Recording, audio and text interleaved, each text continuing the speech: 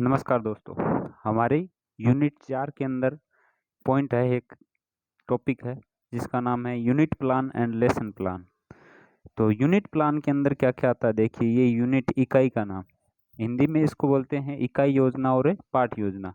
तो इकाई योजना के अंतर्गत क्या आता है, इकाई योजना के अंतर्गत 5, 7, 10 पाठों का समूह आता है, जिसके अंदर देखिए जैसे मैथमेटिक्स के अंदर क्या क्या आता है, एक इकाई है, इकाई का नाम चतुर्भुज है। चतुर्भुज के अंदर क्या क्या आता है, चतुर्भुज का क्षेत्रफल, आयत का क्षेत्रफल, वर्ग का क्षेत्रफल, समलंब चतुर्भुज का क्षेत्रफल, चतुर्भुज का परिमाप, समचतुर्भुज का क्षेत्रफल।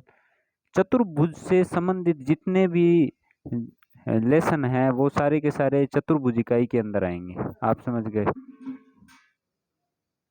उसके बाद अगर बात करें त्रिभुज है, तो त्रिभुज एक इकाई हो गई, और त्रिभुज का परिमाप, त्रिभुज का क्षेत्रफल, त्रिभुज का, ये सारे के सारे प्रकरण है वो इकाई के अंदर काउंट किए जाते हैं। ठीक है, अब आज है वो लेसन प्लान या दैनिक पाठ योजना से हमें एक प्रश्न पूछा जाएगा।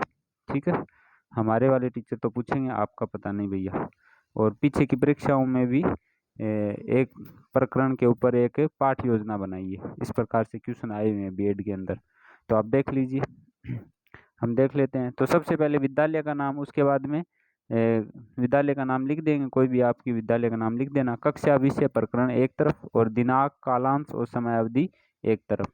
कक्षा कोई भी लिख देना, और 6, 7, 8, 10 से नीचे नीचे कक्षा लिखनी है, और विषय गणित लिखना है, हमारे गणित है, तो प्रकरण में आप जो भी टॉपिक लिखे वो लिख देना, दिनांक लिख देना, कालांश और समय अवधि। उसके बाद में पाठ्य वस्तु विश्लेषण, उसके अंदर चतुर्भुज का क्षेत्रफल, जो भी आप प्रकरण लेते हो, प्रकरण में क्या है, चतुर्भुज का क्षेत्रफल है, तो यहाँ पर चतुर्भुज के क्षेत्रफल का सूत्र लिख दिया हमने। ठीक है, या क्षेत्रफल भी लिख सकते हैं।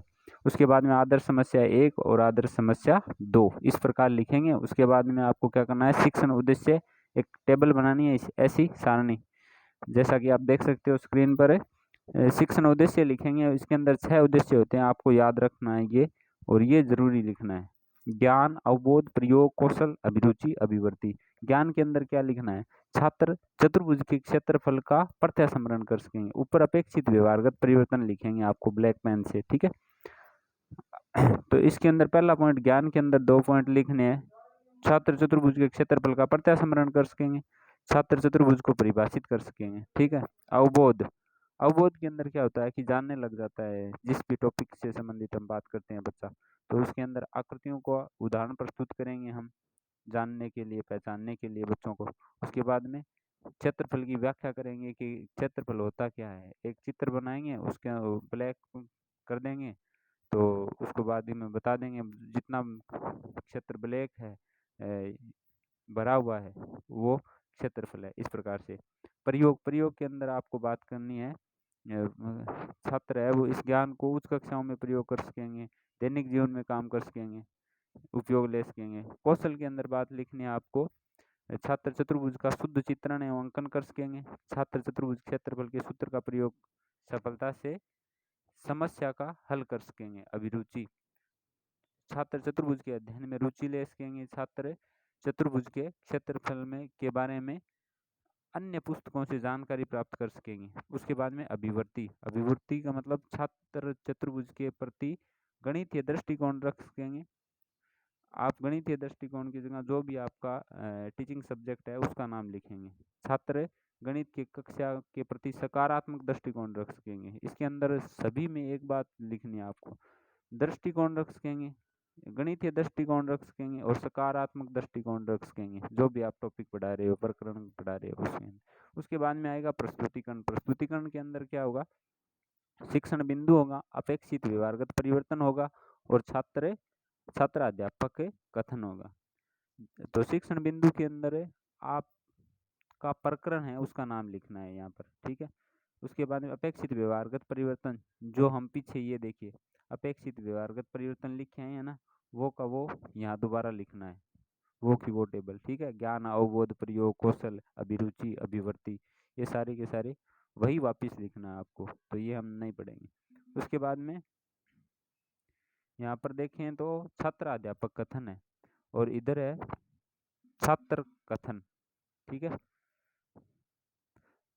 इधर छात्र कथन है, इसके अंदर साफ दिखाई नहीं दे रहा है, मैं आगे वाली पाठ योजना ले लेता हूँ। तो देखिए प्रस्तुतिकरण के बाद में छात्र अध्यापक कथन, ये पूरी की पूरी दो पेज के अंदर आनी चाहिए ये टेबल।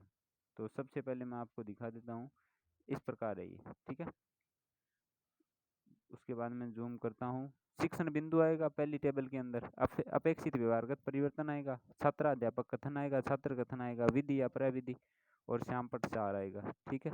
जो बोर्ड पर हम कार्य करते हैं, और बोर्ड वाला वो यहाँ पर चिपकाना है, ठीक है। उसके बाद में छात्र अध्यापक कथन, इसका प्रकरण क्या है, पहले प्रकरण जान लेते हैं। उसके बाद में आयत का क्षेत्रफल इसका प्रकरण है, तो इसमें आयत से संबंधित प्रश्न पूछे जाएंगे। छात्र अध्यापक कथन में विकासात्मक प्रश्न है वो, देखिए सबसे पहले विकासात्मक प्रश्न ब्लैक पेन से लिखने हैं आपको। उसके बाद में प्रदर्शित आकृति किसकी है, ये छात्र अध्यापक का कथन है। छात्र का कथन, अब विद्यार्थी बोलेंगे चतुर्भुज का, यह कैसा चतुर्भुज है, आकृति कोर के दिखाएगा चित्र, और छात्र बताएंगे आयत का। आयत का क्षेत्रफल कितना है, तो अब छात्रों को पता नहीं है, तो छात्र बोलेंगे यह समस्यात्मक प्रश्न है, मतलब छात्रों को जो क्वेश्चन का आंसर नहीं है वह समस्यात्मक प्रश्न बन जाता है, ठीक है। छात्र अध्यापक कथन, यहाँ पर छात्र अध्यापक कथन है वो आयत के बारे में बताएगा। आयत एक ऐसा चतुर्भुज होता है जिसकी दो भुजाएं समान लंबाई तथा दो भुजाएं परस्पर समान चौड़ाई की होती है, तथा समकोण भी समाहित होता है। प्रत्येक वर्ग एक आयत होता है, परंतु सभी आयत वर्ग नहीं होते हैं। आयत का क्षेत्रफल ज्ञात करने के लिए लंबाई व चौड़ाई का गुणा करना होता है। छात्र अध्यापक, अब छात्र है वो क्या करेंगे, इस समय छात्र टीचर बोल रहा होगा तब, तो छात्र ध्यानपूर्वक सुनेंगे और अपनी नोटबुक में लिखेंगे, ठीक है। अब आयत का क्षेत्रफल का सूत्र लिख दिया टीचर ने बोर्ड पर, लंबाई इंटू चौड़ाई। उसके बाद में विकासात्मक प्रश्न, आयत की लंबाई कितनी है, आयत की चौड़ाई कितनी है, तो आयत की लंबाई में दे रखा है 15 सेंटीमीटर, और प्रश्न में दिया हुआ होगा, और आयत की चौड़ाई है वो 10 सेंटीमीटर दे रखी है। आयत का क्षेत्रफल कितना होगा, ये दोबारा समस्यात्मक प्रश्न आ गया। तो अब छात्र है, अब अध्यापक है, टीचर है, वो सोल्व करना सिखाएगा बच्चों को किस प्रकार। तो सोल्व करने का मेथड है ये, आयत की लंबाई 15 सेंटीमीटर, आयत की चौड़ाई 10 सेंटीमीटर, आयत का क्षेत्रफल लंबाई गुना चौड़ाई। इधर छात्र है वो नोट करेंगे और ध्यानपूर्वक सुनेंगे, ठीक है। अब साथ साथ में इधर भी क्या क्या लिखनी है, विधि के अंदर आपने प्रश्न पूछा और ये उत्तर दे रहे हैं, तो प्रश्नोत्तर विधि हो जाएगी, प्रश्नोत्तर विधि हो जाएगी, ठीक है। छात्र अध्यापक कथन, छात्र अध्यापक क्या कर रहा है, विश्लेषण कर रहा है प्रश्न का, तो यहाँ विश्लेषण विधि हो जाएगी, ठीक है। और ये श्यामपट्ट सार है वो ऐसे ब्लैक चार्ट पे आपको चिपकाना होता है, ठीक है। जो यहाँ लिखा है वही यहाँ लिखा है, पूरा लिखने की कोई आवश्यकता नहीं है, मोटा मोटी बात लिख लेना आप विकासात्मक प्रश्न के अंदर। उसके बाद में दोबारा वही प्रश्नोत्तर विधि आएगी, और उसके बाद में निगमन विधि आएगी यहाँ पे, ठीक है। उसके बाद में आपको शिक्षण बिंदु 2 लेना है। शिक्षण बिंदु 2 के अंदर आदर्श समस्या लेनी है, ठीक है। आदर्श समस्या देखिए, यहाँ आयत का क्षेत्रफल, शिक्षण बिंदु में आयत का क्षेत्रफल जो प्रकरण लिया था वो आ जाएगा। उसके बाद में आदर्श समस्या 1 आ जाएगी, उसके बाद में आदर्श समस्या 2 आ जाएगी। इस प्रकार वही वापिस आएगा, विकासात्मक प्रश्न, छात्र अध्यापक कथन, और ये का ये आदर्श समस्या में भी वही सेम सेम चीज़ें वापस दोहराई जाएगी, तो इसका कोई मतलब नहीं है। इसकी पीडीएफ है वो मैं आपको टेलीग्राम चैनल पे डाल दूंगा, वहाँ से आप देख लेना, ठीक है। समझने वाली बात इतनी थी सिर्फ, आदर्श समस्या 1, आदर्श समस्या 2, उसके बाद में हाँ ये 1 और 2 होने के बाद में आपको देखना है आगे मूल्यांकन प्रश्न। तो सबसे पहले आपको बहुविकल्पीय प्रश्न देखने हैं। आयत में भुजाओं की संख्या कितनी होती है या होती है, तो इसमें आपको विकल्प देना है, ए 1, बी 2, सी 3, डी 4, ठीक है। तो सही उत्तर आपको सामने लिखना है, डी 4 होती है। रिक्त स्थान की पूर्ति कीजिए, आयत के चारों कोणों का योग रिक्त स्थान होता है 360 डिग्री होता है, ये आपको कोष्टक में लिखना है, ठीक है। अति लघुत्मक प्रश्न, आयत के क्षेत्रफल का सूत्र होता है क्वेश्चन मार्क, ठीक है। तो उत्तर में क्या लिखना है, आयत का क्षेत्रफल बराबर लंबाई गुणा चौड़ाई और वर्ग इकाई, ये आपको इकाई भी लिखनी है। उसके बाद में लघुरात्मक प्रश्न, लघुरात्मक प्रश्न के अंदर 4 नंबर का प्रश्न होगा, वो आयत किसे कहते हैं, इसकी आयत की परिभाषा लिखनी है इसके अंदर, ठीक है। ये आप गृह कार्य देंगे, जिस चीज़ का भी उत्तर नहीं दिया है आपने, वह छात्रों को गृह कार्य देंगे, ठीक है। निबंध एक भी दो, एक प्रश्न भी दे सकते हैं, 2 प्रश्न भी दे सकते हैं गृह कार्य में। निबंधात्मक प्रश्न, यदि आयताकार खेत की लंबाई 200 मीटर है तथा चौड़ाई 100 मीटर है तो आयताकार खेत का क्षेत्रफल ज्ञात कीजिए। यह गृह कार्य के रूप में देंगे। यहाँ पर पर्यवेक्षक टिप्पणी, जो आपके पीछे बैठकर नोटिस करेगा आपको, वह पर्यवेक्षक होगा, टीचर होगा गवर्नमेंट स्कूल का। और यहाँ पर्यवेक्षक हस्ताक्षर और उन टीचर के हस्ताक्षर होंगे यहाँ पर।